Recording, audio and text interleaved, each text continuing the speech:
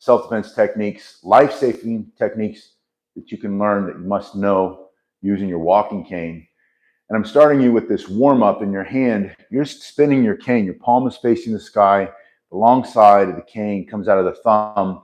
And the purpose of the spin is to start to develop some callus on your hand, develop some spatial awareness, timing and distance, but also get used to the spinning motion, which you can use from here to come up and strike on the top of somebody's head if you have to.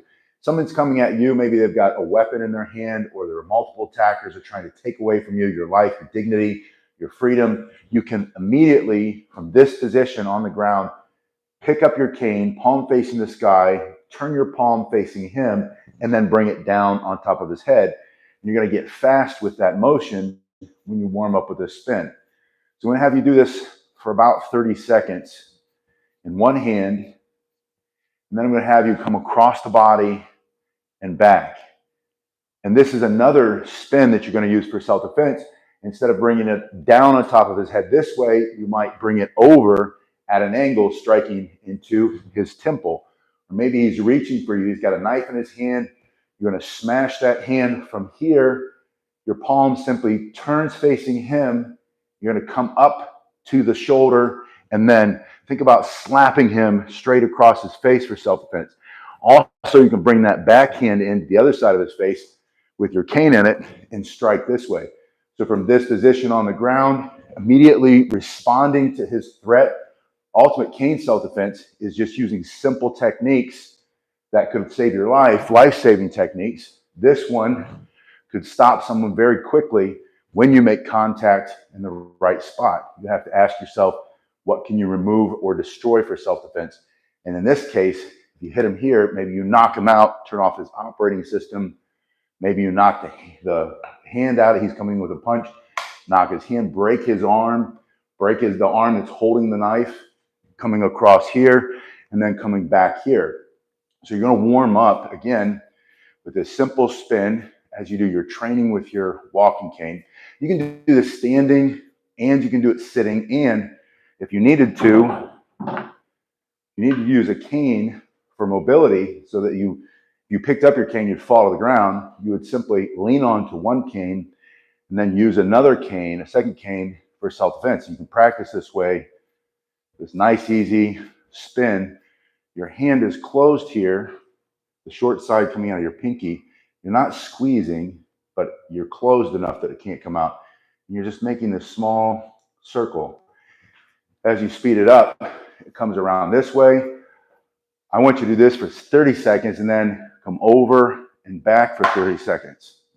And if you hit the other cane, just adjust it a little bit. But this is good because this is going to teach you spatial awareness when you run into things like your arm, your elbow, your other cane, your shoulder. When you hit yourself, you're going to know that you need to tighten it up. And slow is smooth, smooth is fast. You do one, and then using your other cane, if you needed to do two, you would just, if you can, you practice here, bringing it across and back. Now I'm going to show you some more ways that you can use this cane for self-defense, some ultimate cane self-defense techniques. The first thing you're going to do is snatch it up under his legs now, and then you're going to marry that to that second technique. The first thing that we did here was bring it over and down, but now you're simply going to lift your wrist, point your wrist up, almost like you're pointing your thumb at him, bending your elbow. The arm comes here, increasing the speed of that strike. Striking here, maybe you're hitting that hand under his chin, into his groin, and then down on the top of his head. So you practice 1, 2, and then you practice striking in the air, or maybe if you have a bag or a stack of tires that you can practice with. But if you don't have anything to hit, just strike in the air and go faster and faster and practice a simple 2-strike combination over and over so you can get used to what it feels like in practice. So if you need to, you'll be able to do it for real. Do it one side for about 30 seconds and then start slowly on that other side. Bring your other hand up. Get in the habit of fighting for self-defense. One hand always up so you can immediately touch your head, put your helmet on to protect against an attack. Strike with the other side with the cane. Your hands just up and open. It also looks like you're trying to stop the fight, which you are, because this is for self-defense. It's not an aggressive, offensive move. You put the hand up, you tell him to stop, back up. Say, I will defend myself. If you have to get that all out if you can. He keeps coming, he comes in. Lift the cane, striking down over the top of his head. Going back to the first side, now I want you to bring it in at an angle first and then turn it into a horizontal strike. Think about striking into the side of his head, into his temple, into that jaw, into the neck, maybe into the upper arm, maybe breaking that joint, remembering that the joints break a little bit faster, a little bit easier than the bones do. Hello to everybody. Guido Planet asks if I'm ex-military. Yes, I was in the Marine Corps and in the Army National Guard. Good morning, Alita. Good to see you. The canal says hello. It's good to see you. Red Dog 1776. Urad, good to see you. G. Carlton, good morning. Man in Oakland. Yeah, I saw a man in Oakland, California. I don't know if you're watching the news about certain cities in America that are just exploding with these violent, random attacks on innocent people. The man was able to successfully defend himself with his Irish shillelagh, which is, here it is. This stick right here. The shillelagh, the blackthorn, is this hard root with that knob on the end. Often it's got a little bit of lead shot in there. And you can do the same technique we've been practicing. You can bring that in, striking. You can turn your palm over, striking on the top of his head, snatch it up. You can pop it up, thrust here, come under his chin, smash him here, smash him down here, crack him. But the shillelagh is also a great tool for self-defense. On your cane, I want you to do this strike first and then bring it back and make a combination here. 1, you can bring it down 2, 3. So we're going to come across, bring the hand down here, bring it over here. 1, 2, 3. And so the more you practice these simple techniques in this ultimate guide for self-defense cane, essential life-saving techniques, the easier they'll become, and then the stronger you get, the faster you get, the more natural they are.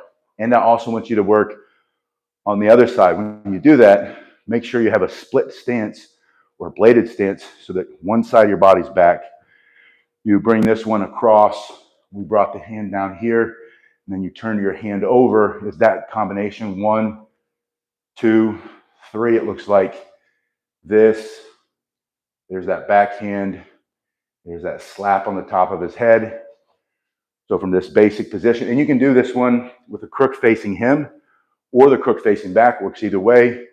1, we're coming across, that's a horizontal strike.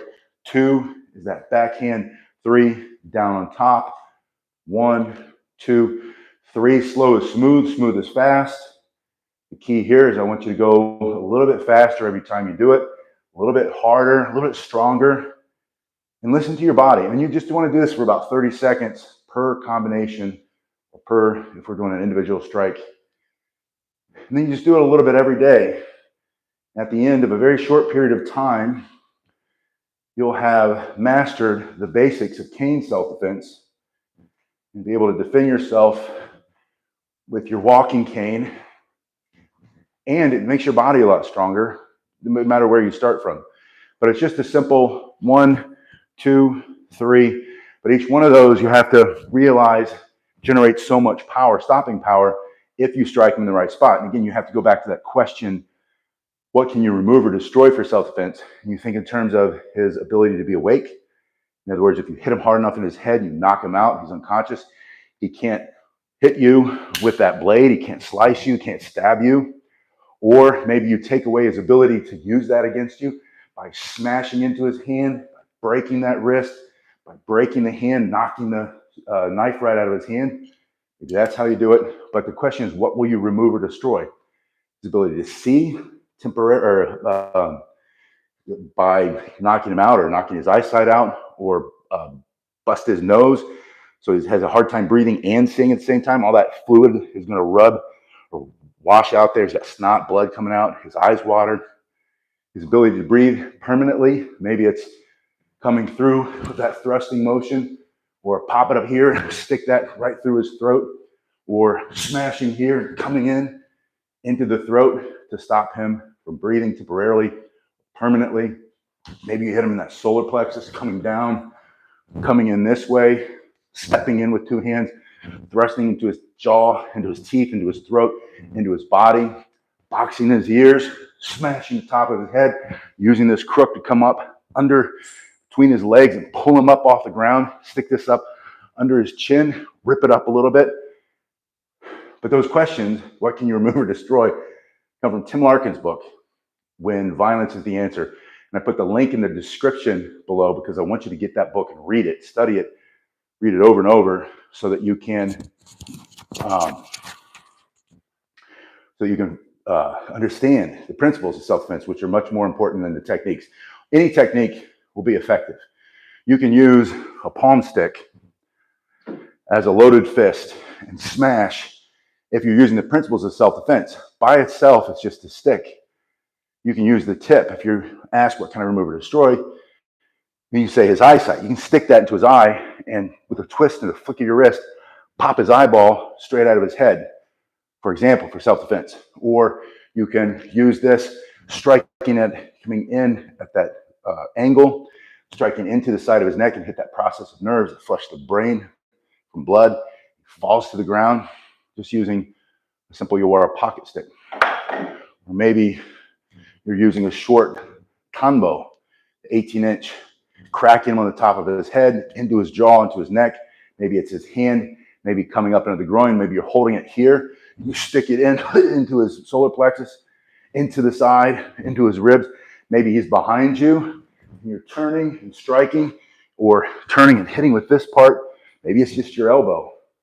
But when you read that book, When Violence is the Answer, which is in the description, you'll understand those principles of self-defense, and then any technique will work. Any technique from martial arts, boxing, jiu-jitsu, judo, wrestling, almost anything, Tai Chi even, if you do it correctly, fast enough, with speed and power, but using those principles that are in that book. All right, so back to, we did basic, we warmed up with that spin. Now the key to this spin, I'm going to show you one more time, is the long side comes out of the thumb. If you try to spin it this way, you're going to run into your arm. Now there is a way to spin here and do it into a transition. That's just a different spin. But the basic spins that I want you to master in this ultimate cane self-defense, essential life-saving techniques, is just this open palm up spin and then across the body and back. If you wanted to get fancy, you could add a third spin, and that's coming over here and spinning it over your hand. And that's what that is. I can slow it down a little bit so you can see it. It's not really over your wrist, it's over the hand. And the key is you keep your thumb here.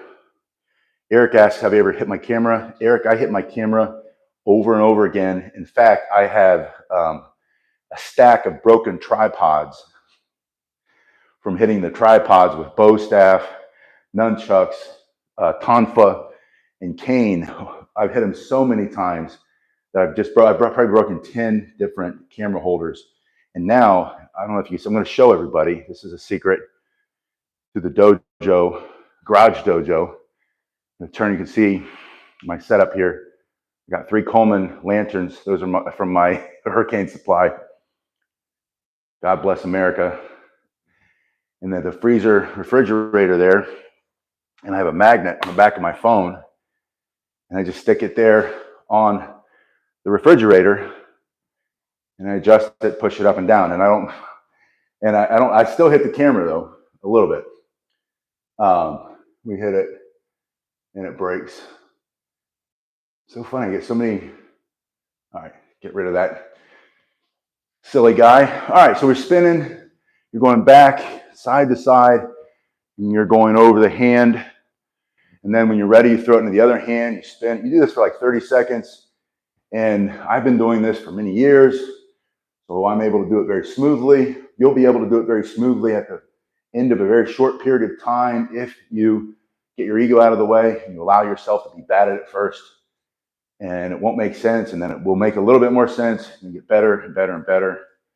And then you'll be able to do all these spins. And the spins, the purpose of the spinning, again, callus on the hands, it's going to get your heart rate up. It's going to lean you out a little bit. It's going to build some speed and power in your strikes.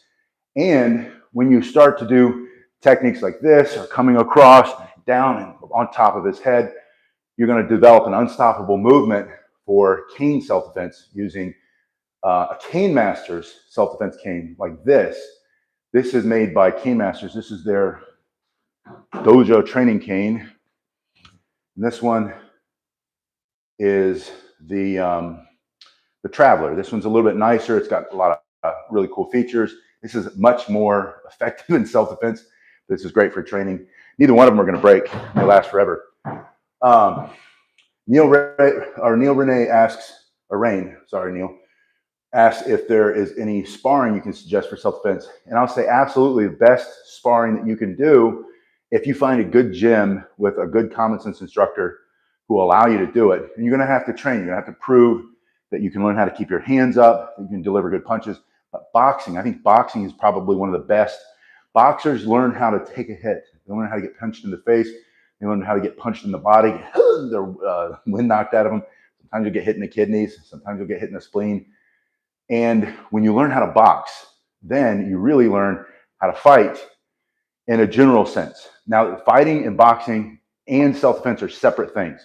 So fighting, boxing, MMA tournaments, jiu-jitsu match, taekwondo match, judo match, those are all not self-defense. You can use those to make your self-defense better, but you have to understand the principles of self-defense are completely different than those sports or those other activities. When you understand that, even Krav Maga is great self-defense when you also apply the principles of self-defense to it. If you just strip it down to techniques, you practice Krav Maga techniques without, my only criticism of Krav Maga is they don't punch in the face. So if you could do the Krav Maga and some boxing, those are some great ways to spar. But my personal opinion is you want to get really good at taking a punch and a hit, and not like in a brutal way, but you want to realize that you can get hit a lot of times and keep fighting. What happens to a lot of people is they get hit once and then they crumble and they give up and quit. You can learn that you're not going to die after a couple punches. It might hurt, it might ring your bell a little bit, you might see stars, but a lot of it's going to be in your head. If you can learn how to tuck your chin and stay in the fight and get your guard up and keep going and take some good punches, even the ones that knock your wind out, make you feel like you're going to puke, and then keep fighting, then for that's going to help you a lot in self-defense. All right, and you can also get padded canes and fight with those, but I don't think it's absolutely necessary. I think practicing the techniques is really very important with understanding the self-defense principles. All right, so the next, as we go through this ultimate guide for self-defense, cane self-defense, I want to talk about crook facing you, crook facing me. So facing the bad guy, not that you're the bad guy, but facing out and facing in. These are the two ways that you can carry your cane. This way, ergonomically, is better, puts you in a better position, loads it up.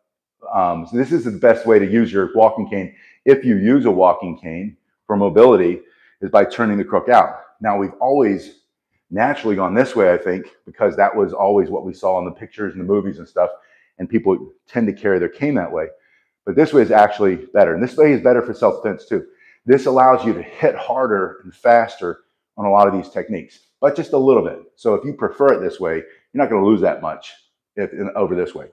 But when you hold it this way, I want to show you that from this position, with the other hand up and open, telling him to back up, you'll defend yourself, getting yourself in a better position, one foot in front of the other one, and your hand up between you and him, and it's got to be high as your face, as high as his face. You want to interrupt his line of sight as you're talking, telling him, commanding him, not please leave me alone, or please don't hurt me, or it hurts my feelings when you punch me in the face. None of that. Just get out of my face, back up, I'll defend myself. And then you bring the other hand up.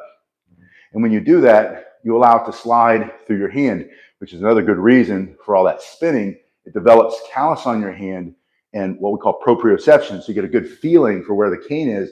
in your hand. So your hand is here, you're in a bladed position, you're telling him to get out of your face, and then you bring your cane up. And when he steps in and closes that distance, after you've given him the command to get, or even if you didn't get it out in time, he's just coming at you, you shove that and you stick that right in his face, busting and breaking everything you can with this hard piece of oak or wood. And again, these Cane Master canes are made for self-defense. There's a link in the description to see what's in there, see what the canes are made out of, see what you can get, or go and get a different cane. But start with that Cane Masters link and see what the gold standard of self-defense canes look like. Anyway, so you're using this, you're smashing soft tissue with hard wood, right? Either oak or hickory. I like hickory. Smash here. After this technique, I want you to bring your hand to your head, almost like you're answering your phone. And when you do that, this long piece of your cane is going to smash him. Hopefully, you're going to hit him up under his chin, or as his hand's coming in, you're going to smash that hand. But even if you don't, that's okay, because you're going to throw your front hand, your hand was up here, you're just going to catch it. And then you're going to step and you're going to thrust, almost like you're fighting with your rifle for self-defense, like you're in the military. Bayonet, we put a fixed bayonets, we ran out of bullets, fixed bayonets, and now we have to come in and we're going to thrust. So in this position, the cane, in this ultimate self-defense, cane self-defense guide, I want you to practice bladed stance, hand up and open, make the command, get out of my face, get the hand up, put your, or wait a minute, we're going to punch him first. From this position, punch him, and you don't have to knock him out with this first one. It just has to be enough that makes him want to back up, right? Just enough to smash his nose. If you bust his nose, the blood comes out and the snot and tears and he can't breathe, he's choking on his own spit and blood and saliva and his snot, that's okay too, if we get that to happen. But you want to stop him in his tracks. Once you've done that, you're simply bringing your hand to your ear in a forceful, explosive way so that you can smash him with this part of the cane, catch it, and then step in and thrust. And this hard piece, you see, I've been using this quite a bit. This one going in, smashing his nose or into his teeth or into his chin or into the throat or into that solar plexus. That also is going to move him back, which is going to set you up for this chopping motion. This backhand coming through and using this part here to strike in against the head and either knock him unconscious or knock him down for self-defense. MD Muzaffar says is a little similar to crowbar. It's a long stick. So crowbar, golf club, walking stick, Irish shillelagh, whatever you have is going to be effective. The difference is if you have a Cane Master self-defense cane or another walking cane that has this crook, you can carry this anywhere you go. You can carry it everywhere you go because it's a medical device. It's a mobility device. And here in the United States, and there's similar laws around the world in Western countries especially, that say your health information is private. So someone's not allowed to say to you, oh, you show me your note from the doctor that says you can carry that cane. You can just carry your cane. It's your reason for carrying the cane. For me, I have a hip replacement, got a bad hip. For you, bad back, knee, your hip hurts, your leg hurts, you're tired, whatever you want. You don't even have to tell anybody. It's your personal privacy. But you're standing here, your hands come up and open, you give him that command, he keeps coming, you're going to thrust, smashing fast, bring this up into your ear, hitting him under his chin, answer your phone, thrusting here, and then finish with this chopping motion. Now, if you happen to catch some of his flesh, or maybe his nose, or his eyeball, or into his ear, or maybe the back of his jaw, or his teeth, and you rip, and that comes flying off of his face for self-defense, that's also very effective. That's why we call these life-saving techniques with your walking cane. Because if he's coming at you, and he's trying to take away from you your life with something like this, or maybe even something longer, you have the reach advantage with your walking cane. Even if he's got a machete, maybe it's half as long. And that's scary. You don't want to fight that guy no matter what. You want to run if you can get out of there. You can hide. But when it comes time to fight, you don't have any choice. Your hand is up. He's coming at you. Before he gets any closer, his hand, as it extends with that weapon or with that fist or that slap or that grab, his hand is connected to his body, and it's all run by his operating system, his brain. And if you stick, police officers know that if you can, in jiu-jitsu guys especially, when I wrestled, this was big time, important to know. And I wrestled before I ever was a military policeman, so it served me well to understand that if I can control your head, this is why you see cops always shoving guys' heads onto the hood of the police car. Because if you can control someone's head, you can control their whole body. So from this position, your hands here, you thrust and smash his face. He's coming in here, all of a sudden he's moving back. That gives you room to strike that hand and knock it out of the way, thrust that into his face, chop him in his head, and then rip if you have to. So you're going to practice that combination. So with it in the backhand, or you do the front hand, doesn't matter, but we'll say in the backhand, other hand is always up and open, pop it up, punch, answer your phone, bayonet attack, chopping down a tree, rip. And you're going to rip whatever maybe you got it into his chest and you just pull that muscle off of the bone. That would not feel pretty good. That would be good for self-defense. You put it in the other foot or the other hand, that foot goes back. This is your left hand, put your left foot back, your right hand comes up. Tell them to back off. If you have time, this comes up right away. I don't want to hurt you. Get out of my face. I will defend myself. Not please, not polite. Get out. Be commanding. You're commanding him to move. Get out of my face. He doesn't. You smash. Bring this up here. Striking, grab, thrust, chop, pull. And then go from side to side. 1, 2, 3, 4, 5, 6. And then switch. Hand up. Pop it up. 1, 2, 3, 4, 5, and then switch from side to side to side. Now, we're going to turn it back around so it's more in that traditional way with it facing the back. Michael Sanchez says he's been taking his cane to the grocery store. That's awesome, Michael. I like to, this is the cane that is in my car. I'm going to use this one for a little bit. Now, this one has a teardrop feature. Really appropriate for this next set of techniques. So what they've done is they've removed the material here in this diamond shape. And what that does, get the tip back on.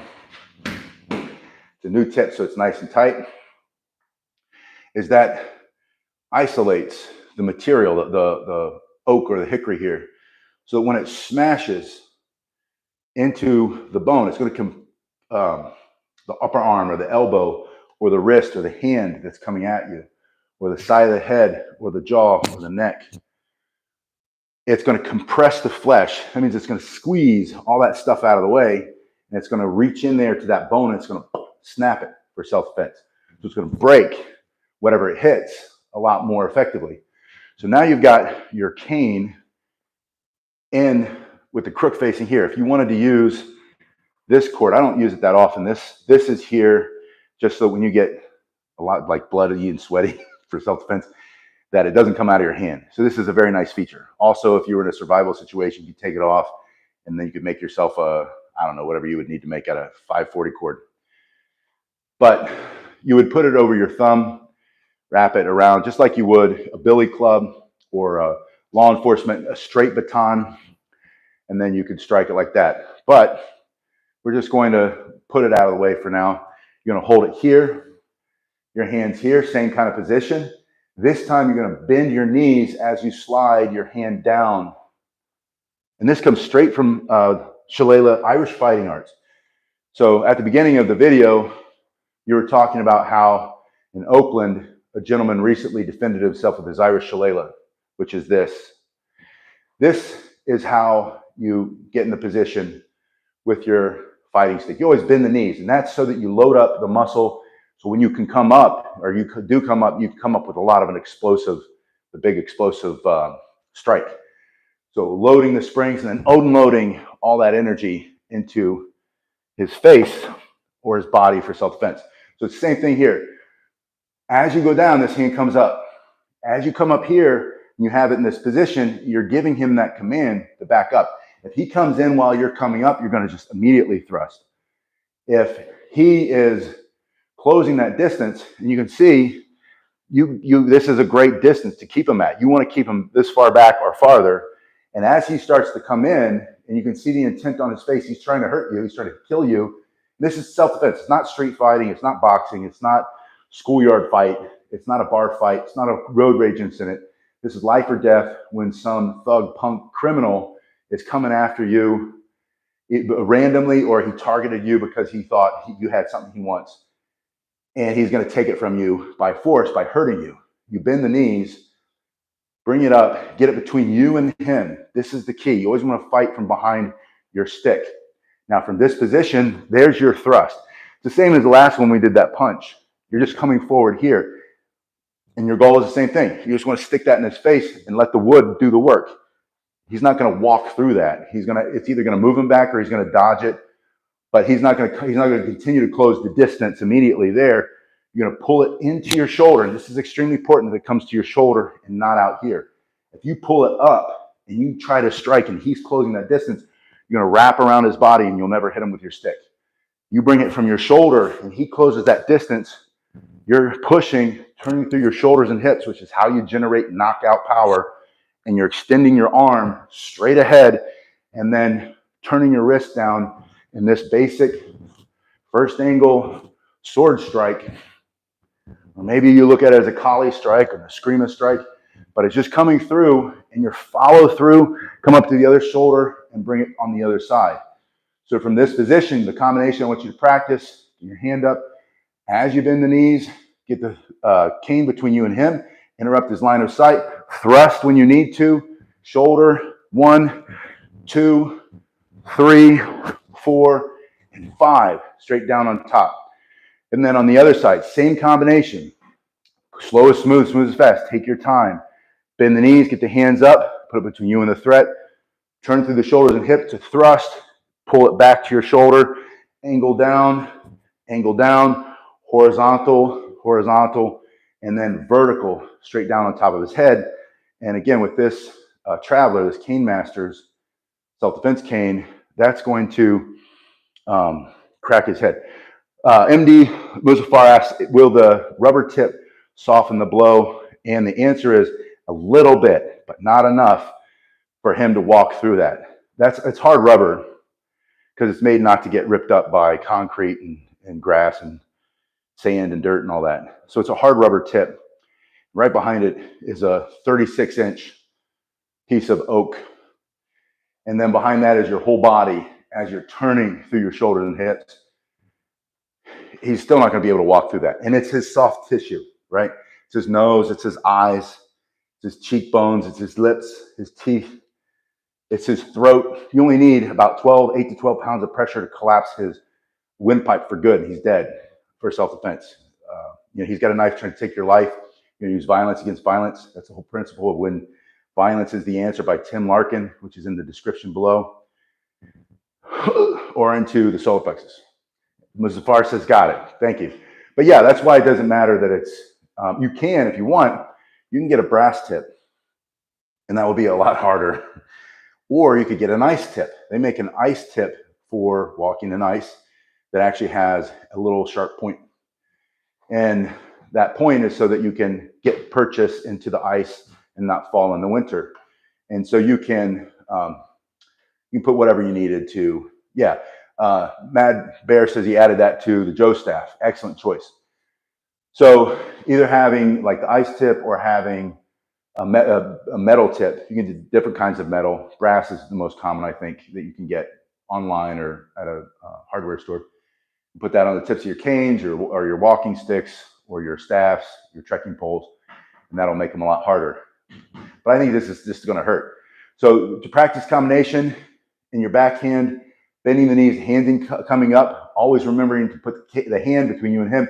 He comes in faster than you can get your cane up. You can hit him with his elbow simply by answering your phone. Put your hand to your head, guarding your head, so if he does hit your head, it's going to be absorbed by your arm. If he does have a weapon, he's going to slash the back of your arm and not the front, which is much more deadly for you. It's much more dangerous for you to get cut in here than it is to get cut here. So if he's coming in and he catches you off guard or he closes the distance faster than you realize, if you have a good habit of closing the distance, taking away what he, you don't want him to have a full power strike. You want to step in and stick the tip of your elbow into his nose or into his throat and smash.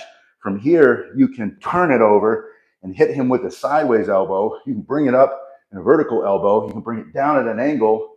You can bring it up at an angle, or you could bring the back of your elbow into his face, and all of it is just going to smash whatever you hit.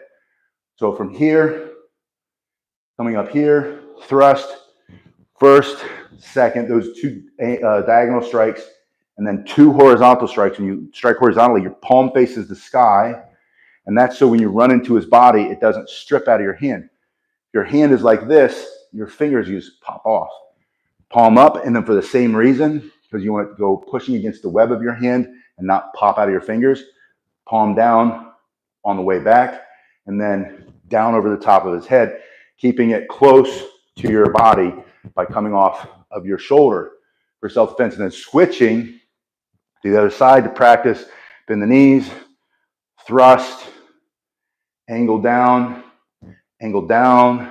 slow is smooth, smooth is fast. Take your time, switch sides, practice again, a little bit faster. 1, 2, 3, 4, 5, switch the other side, coming up, thrusting, two angles, or two diagonal strikes, two horizontal strikes, finish with a vertical. And these are just some. This, I know that I said this is the ultimate self-defense guide, but the ultimate part of the self-defense guide with your self-defense walking cane, because there are limitless numbers of techniques. You can just be standing here and you can bring this straight up. He can be in your face and you can get this between you and him and bring it, smashing the bottom of his teeth. You know, he's yelling at it. You smash it, his tongue comes falling out. You smash him under there. You can put the other hand here, rip it up between his legs. You can thrust this straight into his face. You can reach up and behind his head, pull him down into the body and then push him away. You can do all that from close distance. Let's say you don't have a lot of room to do all these big angles and big strikes. Maybe you're in a confined area or he's right in your face and you're saying, back up, you're too close. Bam, you can just start smashing close quarters combat with your self-defense walking cane. But these are the Cane Masters canes. And again, if you don't have, or if you're looking for a self-defense cane, look in the description just to see what they look like.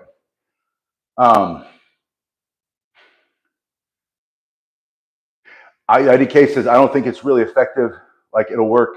Not saying, I think it sounds better when you explain it. Everything sounds better when you explain it. And when I train you in person, when we do this one-on-one, we go a little bit faster. I apply a little bit more pressure and we work up to what we call stress training, where I'm going to come at you full speed. I'm going to wear a little bit of pads. I'm going to give you a padded cane that still hurts because it's just foam around a stick. And I'm going to make you prove that it works. And you'll see, you'll be surprised. Doesn't matter how old you are, how strong, if you use the violence principles instead of thinking about boxing or other techniques, especially somebody who's older, who has some limitations, real limitations, physical limitations, even extreme physical limitations. They can't lift their arms very high. They can't do a full extension. They don't have the strength to stand anymore. They're stuck in a seated position. They can do this from a wheelchair.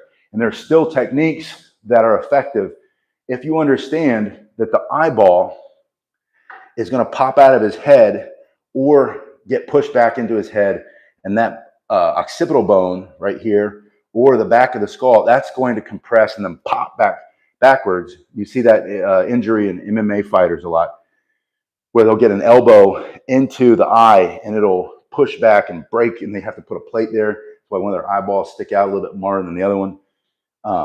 Next time you're watching UFC guys, look for that. You'll see every fifth fighter or so has got one eyeball sticking out more than the other one. It's because at some point they took a shot to the eye and it popped through the back of their skull and they had to put a plate back there. And for some reason they kept going. You know, it's their sport. You know, I'm not going to judge them. But anyway, your throat is going to collapse under the same amount of pressure as mine. So he can be bigger than you. He can be stronger, faster, younger, better looking even. It doesn't matter. His throat is going to collapse under the same amount of pressure as yours. Same thing with that solar plexus. Now, he might have big, strong muscles. He might have thick bones like I do. He might do a lot of heavy lifting exercises over a period of his lifetime like I've done. So he's got denser bone structure and all that. but my elbow is going to break under the same amount of pressure that yours is. My wrist, my throat is going to collapse. My ear is going to rip off of my head under the same amount of pressure that yours is. And his nose is going to come off of his face with the same amount of force that your nose will come ripping off your face, or your mouth, the skin on your face come rip apart.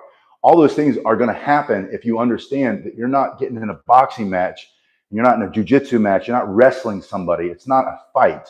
It's life or death self-defense. And the principles are, what can you remove or destroy? You have to keep going back to that again and again and again to get out of the idea that no matter what it is, whether it's a cane or a palm stick or your fingers shoved into his eyeballs or your elbow pressed into his throat, it doesn't matter what you have. What you have is going to be effective if you shift your mind out of thinking competition, muscle against muscle, speed against speed, power against power. The truth is, you can watch all the UFC fights in the world. You get the best female UFC fighters that are fighting right now or ever in the history of the UFC and put them against the best males, and they'll lose 100% of the time, every single time, because the men are stronger, faster, can take more pain, they're bigger, you name it. They've got all that going for them, and that's all factual. But the strongest UFC fighter against the weakest 12-year-old girl who understands the principle, because you taught your granddaughter how to defend herself against some thug, criminal, opportunist predator who's coming after her, and she learns how to stick her knuckles into his throat or her elbow into his throat and press as fast and as hard as she can, and that breaks that cartilage in his throat. And that big, powerful, it could be Brock Lesnar himself, although I know he would never do that. He's not a bad guy. But someone like that, with some big, powerful muscle dude who's been in thousands of real fights, their throat is going to collapse in the same amount of pressure. And that's the principle of using violence against violence, which is what this is. This is not how to end a street fight in 3 seconds against some punk kid or, school beef, school fight after school. This is life or death self-defense. So any technique, doesn't matter what it is. You can use any weapon. You don't have to have a weapon. You can use your hands, your fists, your feet, your forehead, your teeth, whatever you have to do to survive a violent encounter is going to work. So get yourself out of the thinking of this will work, that's not as strong, this form of martial arts is better than that martial arts. It has nothing to do with the technique. It has everything to do with the principle. And then you don't even have to learn any technique. You were born kicking and screaming, coming out of your mother's womb. Literally, for most people, you know how to do those. Those are instinctive things that come back from our animalistic backgrounds.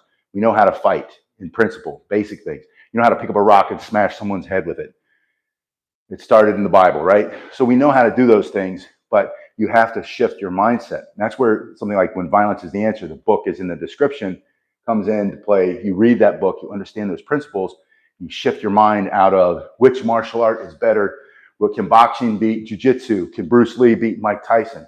None of that matters. It's all just fancy movie stuff, and it's fun to think about, but it has nothing to do with self-defense. And self-defense has to come down to the mental part of it, and that has to be dialed in. And it's not a lot. It's just that one question. It's getting in a better position, get your hands up and open, the flinch block so that you don't get caught by that punch. Taking a deep breath so that you can calm your mind just a little bit. You're not going to get rid of the nervousness. You're not going to get rid of the fear, but you're going to center a little bit. And then you ask yourself that question. Okay, this guy's coming at me. What can I remove or destroy? And then instantly your brain is going to give you a target, and then you're going to go for it. And then after that, there's a couple more principles. Violence of action. That means go all in as fast, as violent as you possibly can be. And then close with and destroy, and don't stop until the threat is neutralized and he's out of there and you're out of there and you're safe, or someone's come to help you out. And that's what we're working on. Small element says quick front kick to the knee works well. Again, that's a technique. That could be your answer. The guy's coming at me, he's too fast, he's too big. I'm just going to lift my knee and do an elliptical kick, just stick it in his shin, or boom, a straight front kick to his shin. Maybe that's your answer, but that has to come after you make that principle or make that checklist in your head. And you don't have to read the book, write it down. But if you want the book, Tim can explain it a lot better than I can, a lot more thoroughly, and all the science behind it. and all the proof that's there, because there's much more proof there than there is that any old bar bouncing technique, Bondo or Krav Maga or any of the other things that we've all done, is effective. There's more evidence that this basic principles of self-defense will keep you, and you know, we've had 20 years of war with cameras everywhere, and we had 20 years of watching what happens in prison fights, and 20 years of what happens in bar fights, and 20 years of law enforcement camera, what happens in real altercations to go by. And that's why people who are serious about self-defense get out of the mindset of which martial art is best. Well, any of them are fine if you also apply the principles of self-defense. Now, I like the walking cane because you can take it everywhere and anywhere, and it's just a big stick with a hook on the end, which gives you a lot of techniques that you can use in those basic principles. You guys have been awesome.